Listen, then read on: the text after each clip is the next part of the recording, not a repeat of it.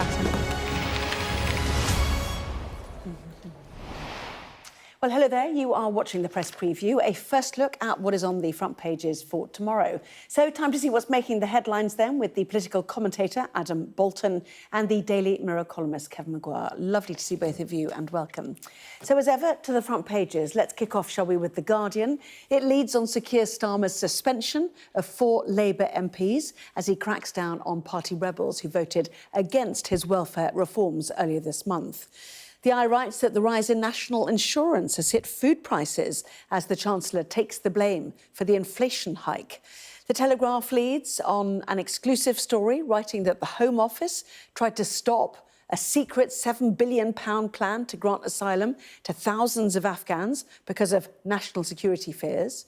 The Daily Mail writes of the potential lawsuits facing the government over the Afghan data disaster.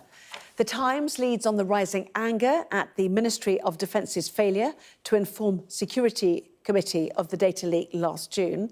That story also on the front page of The Sun. Afghans' £1 billion blunder compensation, they write. Financial Times leads on the news that the chief executive of the world's biggest spirits maker, Diageo, has resigned after 2 years in the job. And meanwhile, the Metro reports on former British socialite Ghilaine Maxwell's bid to review her sex trafficking conviction as the US Department of Justice recommends the Supreme Court denies the bid. And the Daily Mirror writes of reports that former MasterChef star John Torode plans to sue the BBC over his dismissal. So let's talk more. Adam, Kevin are here. A varied selection. We'll come on to the suspension of those MPs shortly. But first of all, taking in the headlines of the Afghan data breach. Kevin, why don't you kick off this idea of compensation now, which The Sun talks about? That's right, the Mail also. And this is that the 100,000 people on the list that was released could claim compensation because their lives were endangered. Maybe some were lost, we don't know. And the bill is now put at $1 billion, which would be on top of the estimated bill for actually fixing it. Yeah, well, $7 billion in all for the Afghan programme. A lot, yeah. $1 billion for the airlift of those who were leaked, although we must remember the actual war itself cost about $40 billion plus. So after that invasion, but it's not. Of course, it's just not the end of it. It was just at the beginning. The government kept it secret with the super injunction, but now it is out. All the questions are being asked, including now these figures are guesstimates. A billion. If it's 100,000 people and there could be $1 billion, that's what 100,000 each. I think if you get the noughts in the. I might be wrong, but I think that's about the right figure. That'll be a guesstimate. I suspect it won't be that, but nevertheless, you could imagine compensation claims will come in from people who've had their presumably what the government will want to do is to make an offer initially to avoid going to court because it would be messy and it would drag on. And well, some of the claimants, of course, were in Afghanistan, so quite difficult. Yeah, how do you find them and what do you pay them? Well, how do you get money? Some won't know. Yeah. They're on. I would have thought even ambulance-chasing lawyers will find it difficult to trace some of them because you can't just go and knock on a door in Afghanistan now. It's controlled by the Taliban. But really what's going on now is after this shocking revelation yesterday and the lifting of the super injunction, really a blame game is going on. The problem that a lot of the newspapers that are Conservative sympathetic have is that it was the Conservatives who did all this, and so they're looking for other aspects of it, and clearly one aspect is the compensation, which of course will ultimately be Rachel Reeves's problem. But also, intriguingly, in the Telegraph, their main story is over prominent Conservatives rowing over who supported this deal and who didn't support this deal. Now, Ben Wallace, who was Defence Secretary, said he thought it was absolutely the right thing to do to protect people who help the forces. But we've heard from Suella Braverman and from Michael Gove, and indeed, interestingly, from James Cleverly, the Foreign Secretary, that they never thought this whole idea of the super injunction and doing something about it was a good idea. And it's got to the point that Suella Braverman's husband, who had joined Reform UK, remember there's a lot of interest in that, has now resigned because Reform UK had been pointing the finger at her as Home Secretary. And just one other nice touch, we were just talking about this. Turns out that the sort of mopping up operation was called Operation Rubific, and we were trying to work out what it meant. Yeah, well, even you don't know, Adam, which is something I do know now, because having Googled it, it means to redden. OK. And, you know, this is quite appropriate because a lot of red faces in the Tory party and also red ink in the Treasury. Yeah, absolutely. And I love the second paragraph of this Telegraph article.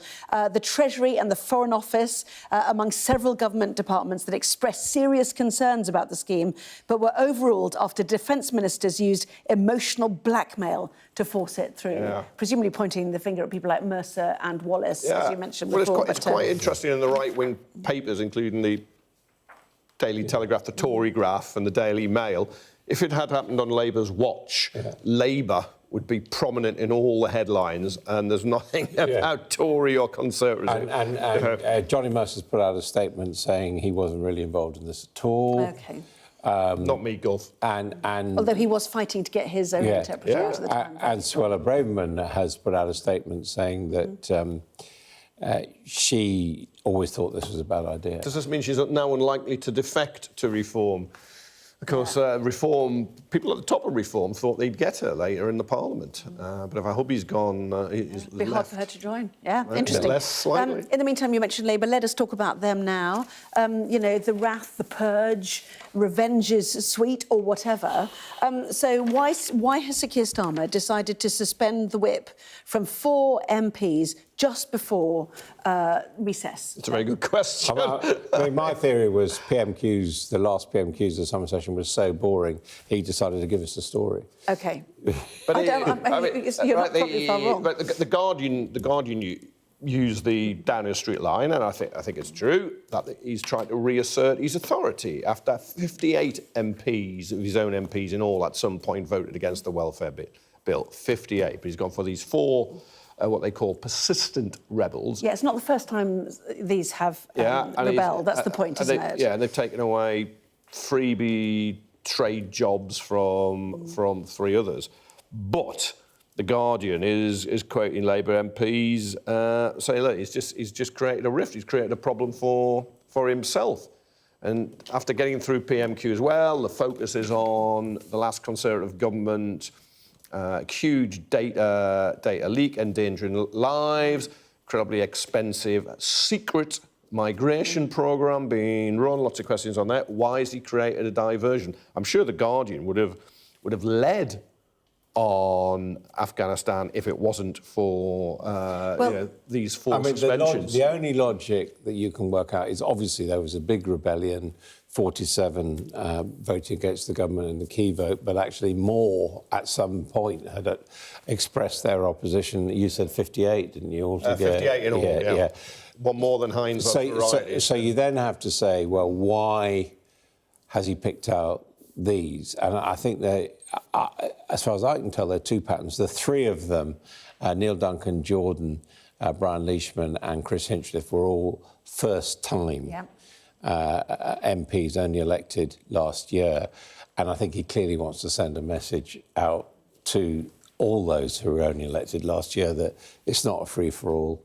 There are consequences. You've got discipline, and they've been quite irritating. The interesting one is Rachel Maskell's actually been an MP for 34 years. Yeah, I'm very upset today. She said, didn't she, I explained there are lines I can't cross because of where I come from in politics with my faith. You know, it's suggesting she was literally standing up for my constituents over the benefit. Yeah, I actually talking to her earlier this evening, and, you know, she was not angry. She was very sort of more in sorrow than anger, felt she'd done the right thing, but make it absolutely clear that she wants to come back into the Labour Party, that she's still a member of the Labour member. I said that it was her former party and said, no, it's not, I'm just suspended. But that's interesting because the Telegraph is saying Sir Keir Starmer has triggered a new split with the left by punishing 7 Labour MPs who voted against his welfare legislation. The other trade envoys, I think, weren't they? Yeah. The Prime Minister stripping them. But the whole point is there's already a bit of a split with those who, like Jeremy Corbyn, etc. Well, the rift was there. It's kind of deepened it, but does he deepen it now in order to recover his own authority and discourage others? That's the That's his calculation. His notional majority was 156. It now goes down to 148 as you lose these four. But they will be expected to vote with the Labour whip. They're also expected to pay their Parliamentary Labour Party fees. You pay a membership fee, you've got to do that. They're still members of the Labour Party. He's still got 2 of their MPs suspended from the 7 that were suspended a few months back, although another one, Zara Sultana, is now going off with Jeremy Corbyn, who's an independent MP. All sorts of going off with Jeremy Corbyn. Jeremy Corbyn didn't... Well, he seemed not to know, I know. Yeah. That's, to form a new party. But, I mean, you know, for the record, Rachel Maskell, absolutely clear. Okay. She's not interested in Corbyn or the Green Party. She wants back into... Well, she's not in the campaign group of Socialist, the Socialist campaign group of MPs. She's on the left, but she's not... But it is almost like he does this to them 2 days before recess, so he doesn't have to face them. And some people suggest he's got form for clamping down and, you know, asserting his authority, you know, just before Parliament breaks up. But anyway... Well, it does hang over them. You know, arguably, it could be a token suspension, and when MPs come back, he lets them back in, and you know, it's a gesture which has no consequences. Rachel Maskell says that she thinks she was singled out, A, because she put down the reasoned amendment, which caused all the trouble. But B, she did, for example, write an article for the New Statesman called How to Organise a Successful Rebellion. So you can understand the whips might have been a bit annoying. It looked like she was boasting. Yeah, OK. Stay there, both of you. Lots more still to come, including this in the Financial Times. Brussels pushing for more European-grown produce to be used in Europe's schools. Back in a moment.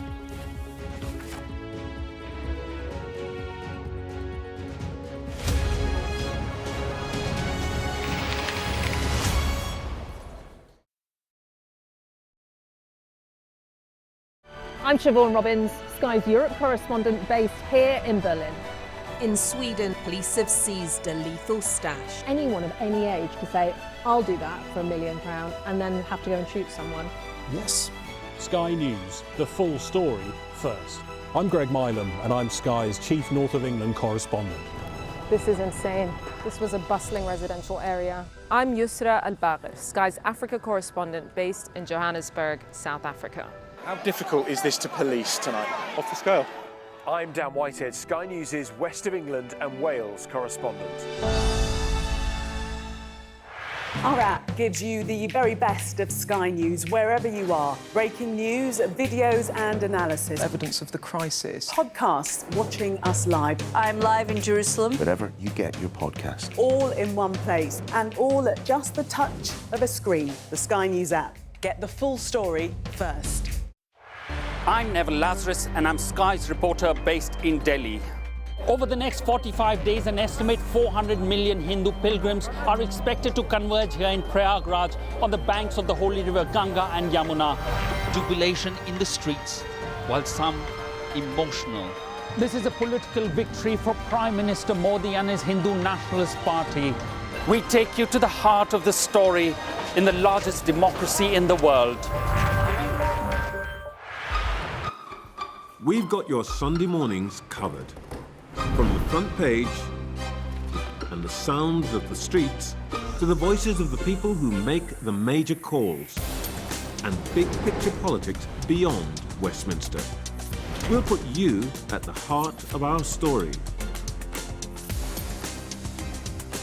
I'm ready. Are you? Join me, Trevor Phillips, Sunday mornings on Sky News. I'm Cordelia Lynch, Sky's Asia correspondent based here in Bangkok. We've been undercover inside Asia's huge network of scam centres. This compound is, without a doubt, the worst. It is essentially hell on earth. We cover a vast, varied and dynamic region that's shaping the rest of the world. Turkey is burying its dead. Whole families died in this collapse. Generations wiped out. I'm Siobhan Robbins, Sky's Europe correspondent based here in Berlin. This is just a small sample of the deadly arsenal taken off the streets. Anyone could say, I'll do that, and then have to go and shoot someone. Yes. Sky News. Get the full story first. I'm Stephen Murphy, and I'm Sky's Ireland correspondent based here in Dublin. The waters of Ireland and Britain should be home to great white sharks. If there are great white sharks in this area, there's no reason they wouldn't come here to feed. It's basically a buffet on a beach. This could be not only a record-breaking storm, but potentially the most dangerous storm ever to hit Ireland.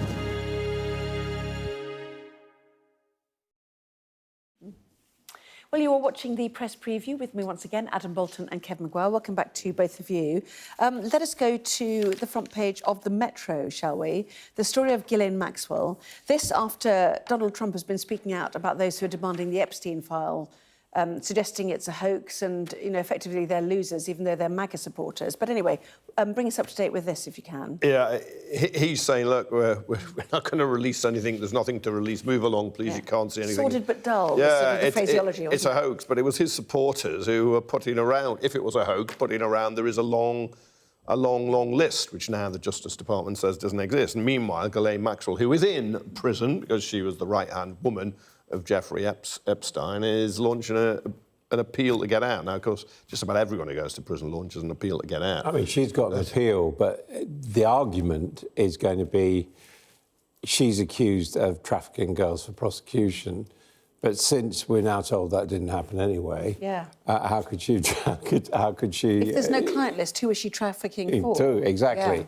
So that's one of the issues, and of course, one of the really interesting things is whether Trump might actually pardon her, because he has said... he looked very guilty then, wasn't he? Yeah, he has said in the past that he felt sorry for her and all the rest of it. And, you know, I think his instinct would be he would like to pardon her, but actually the big row about the Epstein files probably makes it much more difficult for him to I think that's right. And after Elon Musk said, oh, he's done it because he's on the list. Yeah. And then he retracted it. He took it back under extreme pressure and the threat of losing his contracts. But there are also counter suggestions. I mean, I have no firm factual evidence for this. Counter suggestions in some quarters that if he doesn't pardon her, she's got a list if no one else has. Yeah. And that might have hurt. So where's the missing list? Pam Bondi, who said it was on her desk and now doesn't. And what happened to the footage outside the jail cell, where people say are gaps in it? Anyway, we'll watch this space, because those who are demanding action on it are not going away, whatever. I mean, Trump, of course, is saying that the list was made up by Biden and Hillary Clinton, which does rather raise the question, if so, why didn't they use it? Yeah, well, yeah, but who'd have thought a whole load of conspiracy theorists could fall out? Who could have predicted that? Let us go to the Financial Times, shall we? Brussels pushes schools to serve up made-in-Europe fruit and vegetables. An idea we should do here, do you think? Anyway. Well, a lot of people try and buy local, I think. Yeah. You know. But it is interesting because there is a big story going on in the European Union, which in times gone by would have been big for us, which is the negotiations over the annual budget to last 7 years for the European Union. This is when we learn there are benefits for leaving the European Union with enough. Exactly. who pays what and who gets it. And as ever, the big problem is the farmers, how much the farmers get. Remember the Common Agricultural Policy and France, which always stands up for the farmers. So the suggestion is that they're saying, right, OK, we'll only buy from EU countries for our fruit, and that will provide money going to French farmers who might get a slightly smaller subsidy. Problem is that the people who lose out on this will be client states like Morocco and Turkey, some of whom are very close to France anyway. And some developing countries, but it makes a no-brainer on environmental grounds as well. You support your local farmers where you can, and then you don't use a load of carbon to bring food, thousands of miles. Oranges from Spain, isn't it, really? Let's go to the Daily Mirror, shall we? And they say this is an exclusive, and in fact, we were talking about this last night, that will he sue? You know, was he wrongly shoved out in the fallout of Greg Wallace? This is John Torode. Suggestion here that he plans to sue the BBC over his sacking. Well, I hope he does, because then we will see exactly what he is said to have said that he well, he can't tell you, because he claims he doesn't know, but the BBC, in its defence, will have to publish the comment. It'll be in court, so it'll have privilege, so it can all be repeated. And if there are other allegations against him, then we could see those, which he may refute. And then also questions can be asked about what he did when his co-star Greg Wallace was allegedly behaving badly. Adam, we're running out of time, literally. Oh, sorry, I went on too far. Adam Boulton, Kev Maguire, thanks to both of you. Thank you.